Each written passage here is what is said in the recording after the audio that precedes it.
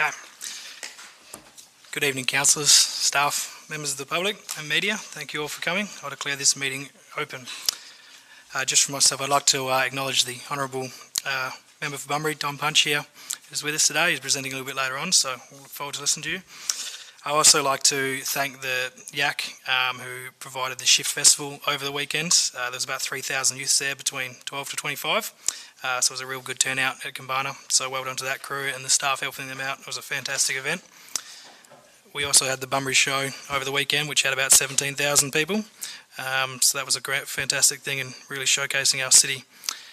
I'd also like to acknowledge Councillor Cook, who his first official meeting since being married. So well done to Councillor Cook and his wife Carol, who's not with us tonight, but congratulations to Councillor Cook. Apologies tonight. We have apologies from James Hayward, or Councillor Hayward. Approval leave of absence, Mayor Brennan, Councillor Steck and Councillor Smith, who we will deal with later on tonight. I've got a declaration of interest, which is on the screen in the agenda there, on item 10.4.3. There's no questions from the public. And confirmations of meeting. Could I have someone move the minutes from the previous meeting? Thank you, Councillor Cook. Seconder, Councillor Brown. I'll put that. That is carried.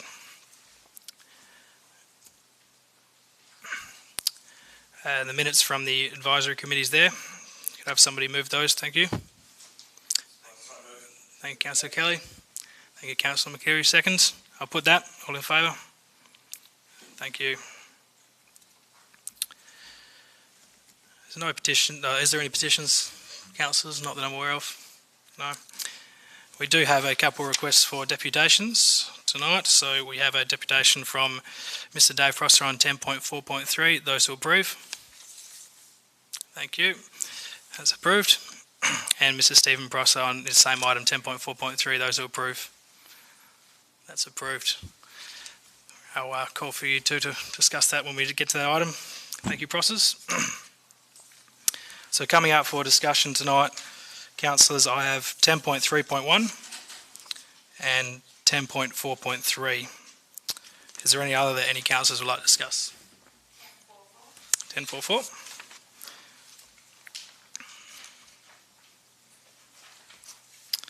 Thank you, Councillor Steele. Anything further? Could I have somebody move the rest on block? Thank you. Thank you, Councillor Cook. A seconder. Thank you, Councillor McCreary. I'll put those. All in favour? That's carried. Thank you. So we move to 10.3.1. Councillor Warnock. I'd like to move the executive recommendation, please, Mr. Acting Mayor, and also propose on number 2 that we change that to 6 months, from 12 months to 6 months. Thank you, Councillor Warnock. I believe we'll take that as an amendment for number 2. So if you have a seconder for that, we'll discuss that. Do we have a seconder for an amendment? Which could you just have the amendment on the screen, please, Greg?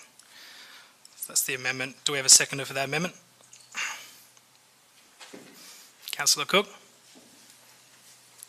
So we're dealing with this at the moment. The amendment is to change from 12 months to 6 months. And the floor is yours, Councillor Warnock. Thanks, Mr. Acting Mayor. We have before us a stakeholder, or a communication stakeholder communication strategy, and we have about 22 recommendations. I'm personally concerned that we are not putting the resources in place to be able to implement these recommendations effectively. So I think that it's absolutely vital that we bring forward this review to 6 months, so that if we aren't seeing progress on the recommendations, implementation, that we can quickly review it and address any resourcing that we need to ensure that we give this strategy the best opportunity to succeed. So I would urge councillors to please accept that amendment to 6 months. Thank you. Councillor Warnock, Councillor Cook. Mr Deputy Mayor, I just bring a point of order, thanks. Sure. Yeah, point of order, and I think this probably need to be directed to the Governance Office. Sure. We indicated that this was actually an amendment I think before we can make an amendment, it has to be a substantive motion moved before an amendment. I think in the process that we're probably going to need, it's my view, that accept this as the recommendation. If we don't accept the recommendation as the 6 months and then vote on it, then we'll have to go back to the substantive motion, get a mover and a seconder, and then make the amendment. I think that's the case. Thank you, Greg. Thank you, Deputy Mayor. Yeah, Councillor Kelly's quite correct. The executive recommendation wasn't actually moved. You may have seen on the screen I actually changed the word amendment to motion as such, because there was no motion as such for an amendment to be moved for, so to speak. May I just speak a moment towards it? I think Sure. that if councillors are accepting that that is the motion as was changed on the screen, then we can accept it 6 months. If it's not good enough, then we'll get voted down. So I'd say that becomes the substantive motion rather than going backwards. We go forwards, if that's acceptable. This will become the motion, and if this fails, we'll revert back to the previous motion. So we'll deal with that. Thank you, Councillor Kelly. Thank you, Greg. Councillor Cook, anything to say? No, thank you, Deputy Mayor. Sorry, question, Mr Acting Mayor. So, Yes. If this is voted... So I haven't spoken to the rest of that recommendation. I've only spoken to the amendment. Okay. I'll give you the option to close, Council. Thank Is there a speaker against? Councillor Warnock? Thanks, Mr Acting Mayor. So with this report, we put a lot of hard work into this, and the Council commissioned $30,000 to do this because Councillor Hayward and former Councillor McGuinness and I had some concerns that we had a lack of resources and expertise at a very senior level where we were not equipping our communications department to succeed. And the report reflected exactly what we thought, and this independent report by an independent person said, reviewed the effectiveness of our current engagement and communications plan, identified the gaps, identified improvements, and identified recommendations to resolve the gaps. It also said that the city's messages are operational and reactive. It made recommendations to be more strategic, with proactive messages with greater relevance, interest, clarity, consistency and credibility. Sorry, point of order. When we have a closing debate, you're not allowed to bring in any new information. Oh, sorry. Thanks. Sorry, Thanks, Councillor Warnock. this is an issue with me not being able to have said it in the first That's place. okay. Thanks from Councillor Warnock. Okay, so, sorry about that. So I would just urge councillors to please endorse this. As I stated earlier, I don't think we have got the resources in order to be able to properly implement this communication strategy, and I do think that in 6 months' time we're going to have to take some further action. So I'll just put it to councillors to please endorse this. Thank you. Thank you, Councillor Warnock. I'll put the motion. All those in favour? Those against? That's carried. Thank you.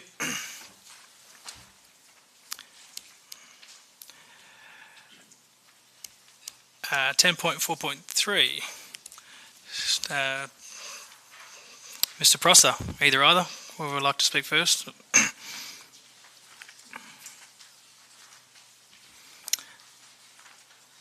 Thank you, Steve. You have 5 minutes.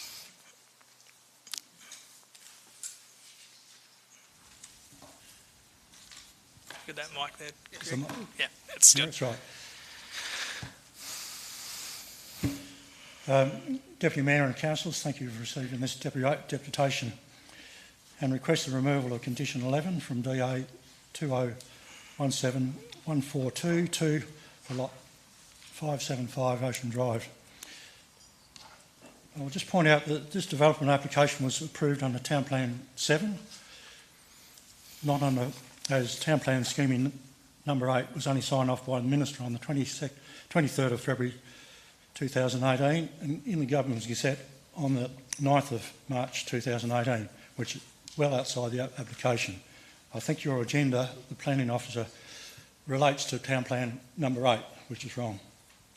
State Planning Policy 3.6 Regulation 71 states a development contribution plan is to be prepared for the purpose of setting out who is to contribute to the cost of providing infrastructure or facilities in a development contribution area and how those contributions are to be determined.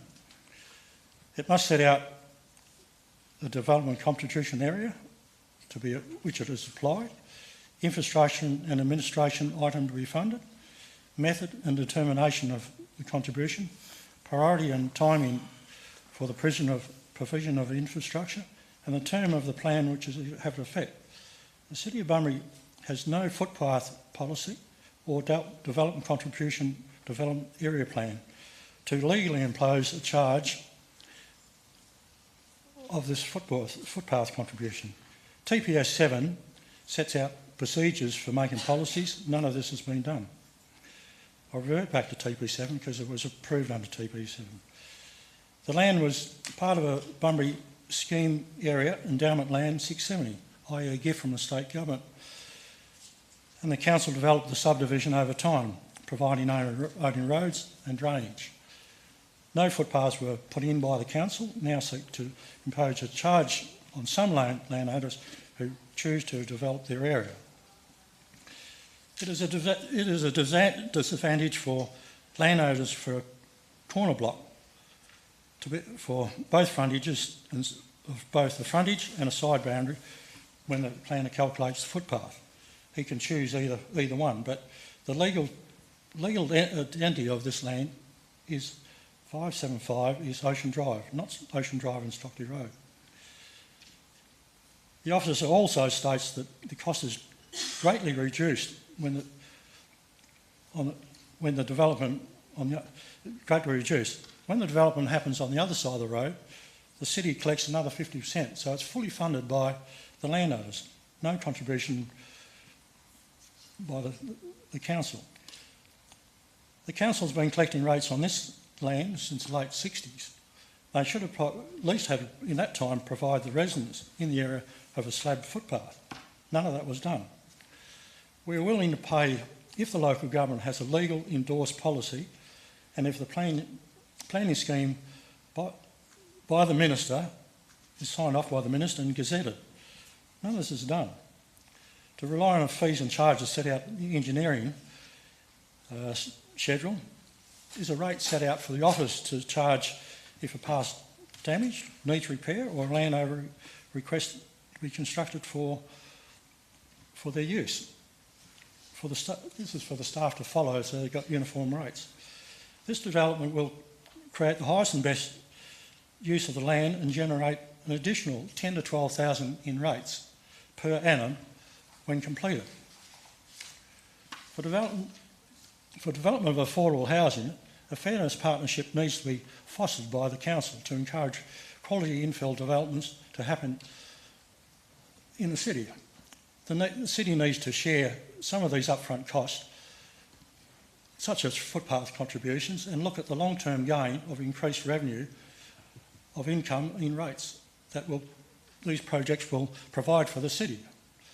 The city must maintain it open for business to foster developments in the city to get developments happening. I call on the council to remove condition 11 for the development application of 575 Ocean Drive. Thank you, Mayor, Deputy Mayor and Councillors. Thank you, Mr. Prosser. Must have practiced that, mate. 8 seconds remaining before I could. Mr. Prosser, number 2. Good evening, councillors. Thank you for letting me speak on the item. My name's Dave Prosser of 1 Roberts Crescent, Bunbury.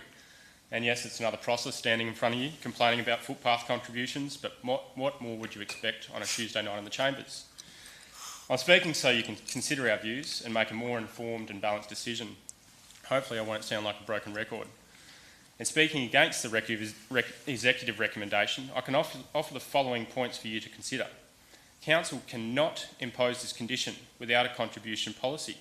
Under the Planning and Development Local Planning Schemes Regulation 2015, Regulation 73, to quote, a local government must not levy a contribution for the provision of infrastructure or facilities for an area unless there is a development contribution plan in place for the area. The officer makes the remark that the city falls back on the State Planning Policy 3.6 to justify its decision. But I beg the question, why are council currently in the process of drafting a footpath contribution policy as an interim if the state policy is a fallback? I believe they should be more focused on identifying its development contribution areas and drafting the development contribution policy to accompany TPS8.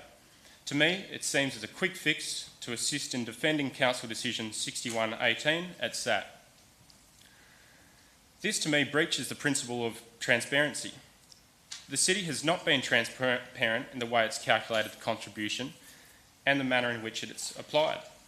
And only now, in reading this agenda, we are informed that they have based their calculation on Stockley Road frontage, when the actual frontage is Ocean Drive.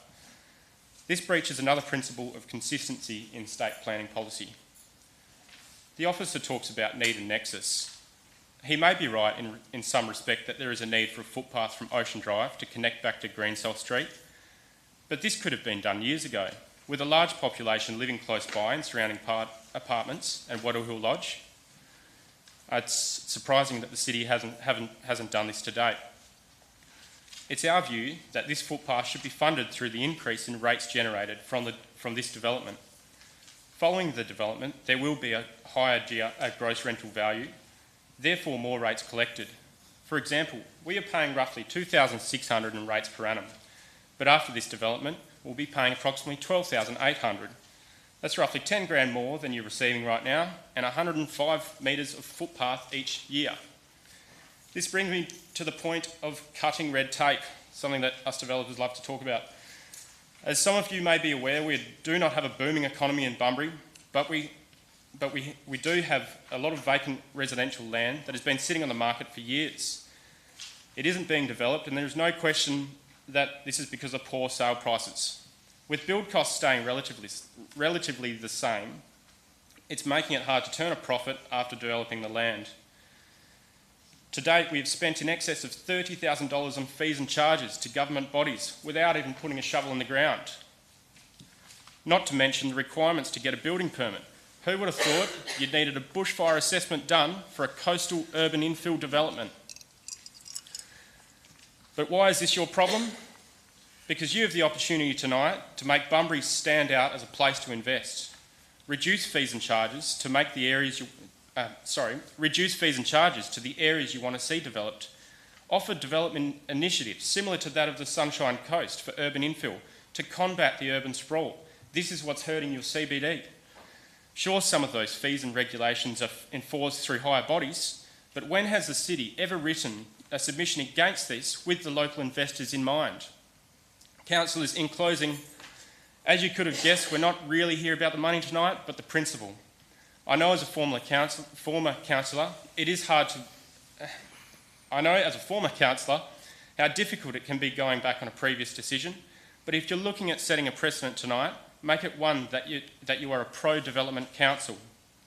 Cut this fee, make it easier to develop, see an increase in the GRV, and you'll see an increase in rates received. Fund your footpaths through this increase rather than whacking a fee on before. And finally, ask yourself, is this council really open for business? Thank you. Thank you, Mr. Prosser. Council, we have a recommendation in front of us.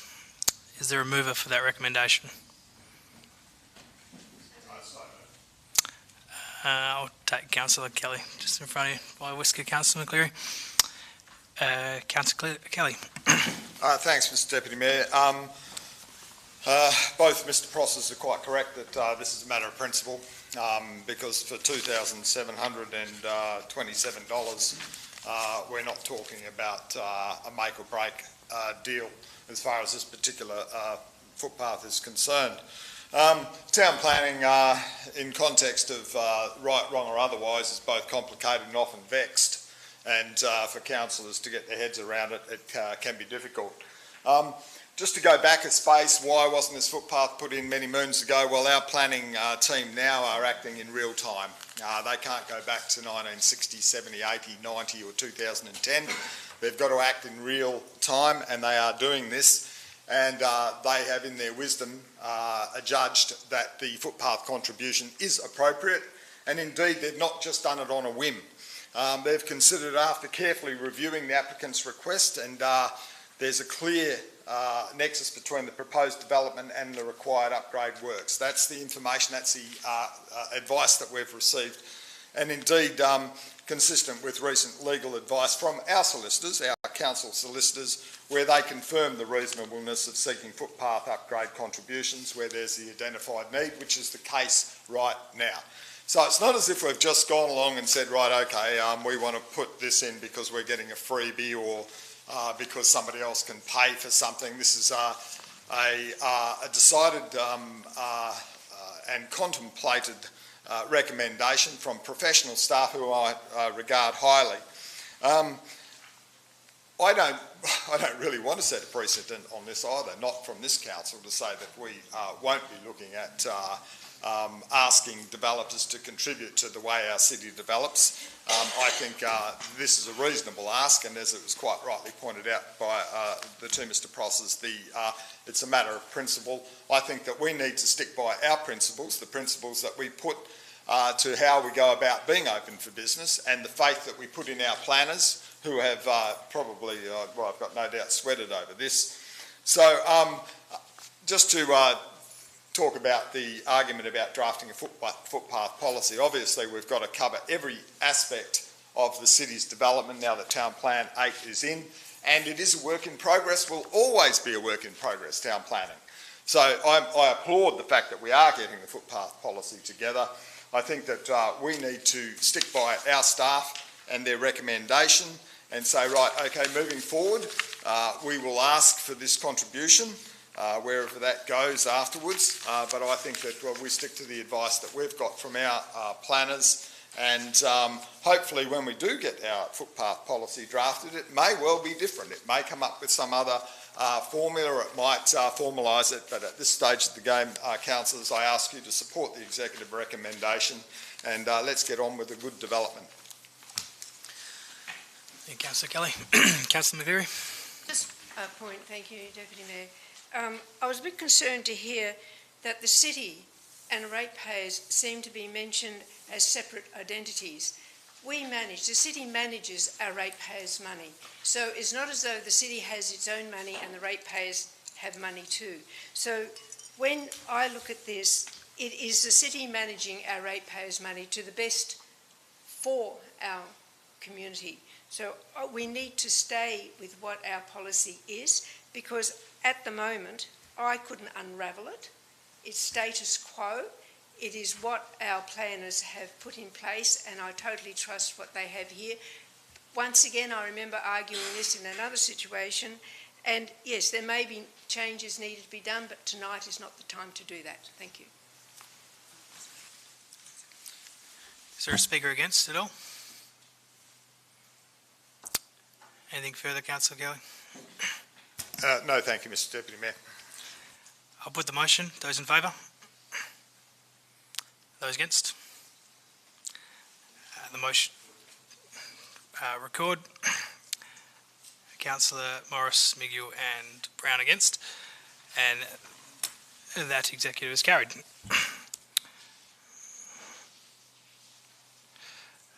Move on to 10.4.4, the camping grounds. Do we have someone to move that recommendation? Would you do it? I'll just see if there's anyone willing to move the executive first, which it doesn't look like there is. Councillor Steele. Thank you. So my alternate would be keep the same as one, take out and accepts, so notes the report. Number 2, determine to still consider Turkey Point as a location for overnight camping, and get rid of 3 altogether.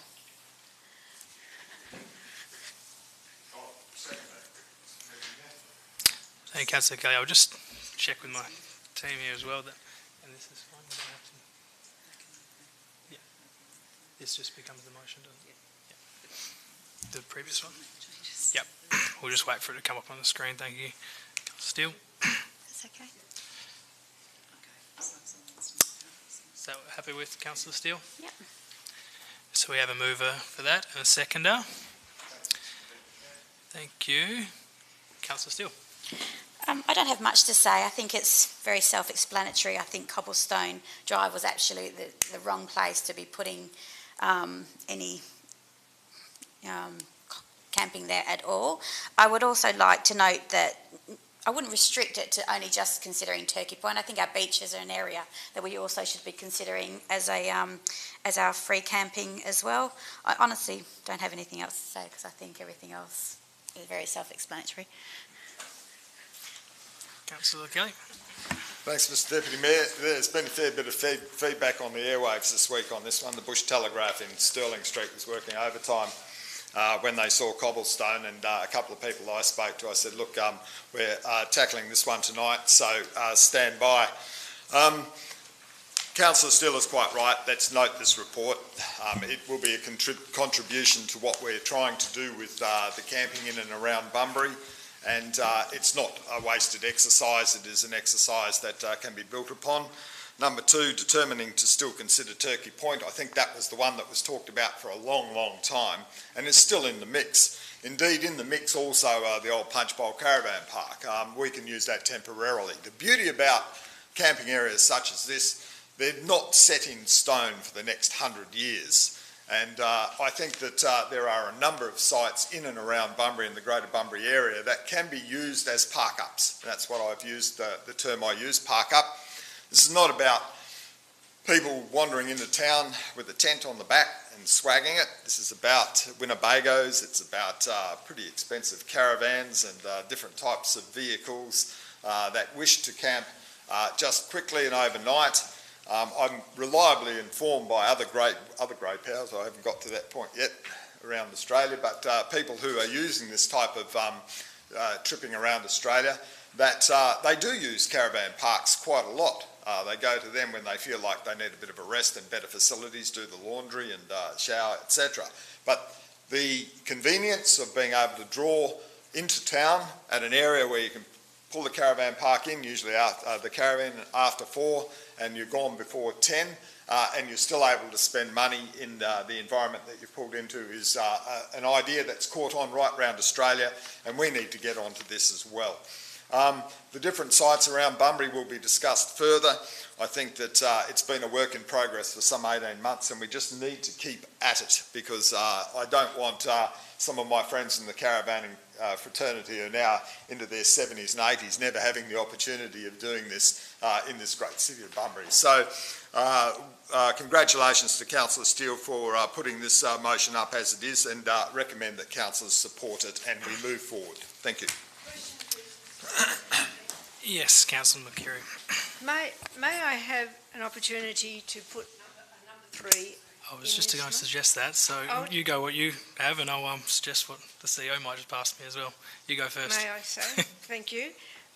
Number 3, consider to allocate several back beach car park spaces as a location for overnight camping. Okay. This one was slightly different, which is along the same lines, but requesting the CEO to revisit possible sites for free camping and bring a further report back, which kind of ties up this thing. If you want to have certain areas in there, then absolutely, but maybe I'll ask the mover to suggest that. So requesting the CEO to revisit possible sites. If you want to include specific sites, I guess that's fine, and then bring a report back within a certain time frame is probably the way to deal with this.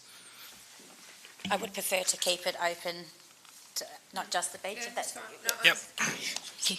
Yep, so if I'll get that up there, and I think this will Mr. tie up all Acting Mayor, things. could I just suggest, as part of that number 3, that we receive a briefing before it comes to council, because this is the first that I've seen any information about this, and I think it would have been nice to have been consulted a bit ahead of time and to have more of an idea what this was all about, particularly living in East Bunbury and knowing full well the sensitivities around Cobblestone. Thank you. I think if we leave it as this with the bring a report back, and that's the direction we've just given council, that we'll have a report, we'll have a briefing before the report comes back.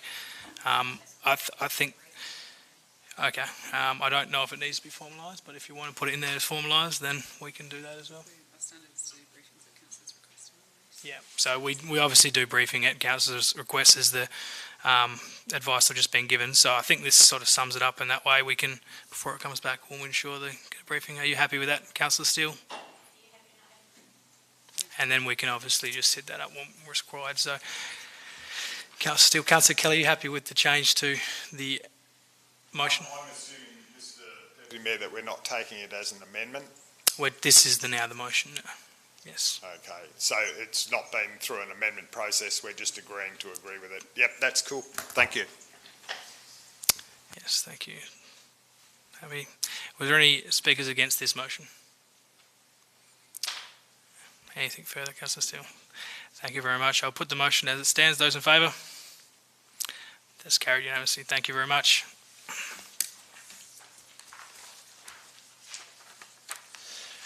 We have a couple of leaves to deal with here. Councillor Kelly, 11.1. Someone move that. Thank you, Councillor Steele. Seconder. Thank you, Councillor Cook. We'll put that. All in favour? Thank you. And Councillor Smith, who's away today, someone move that. Thank you, Councillor Cook. And thank you, Councillor Steele. Put that. All in favour? Thank you. There is nothing further, so I'll declare this meeting closed. Thank you very much for coming, and we do have for councillors have a confidential briefing now, so thank you very much for your time.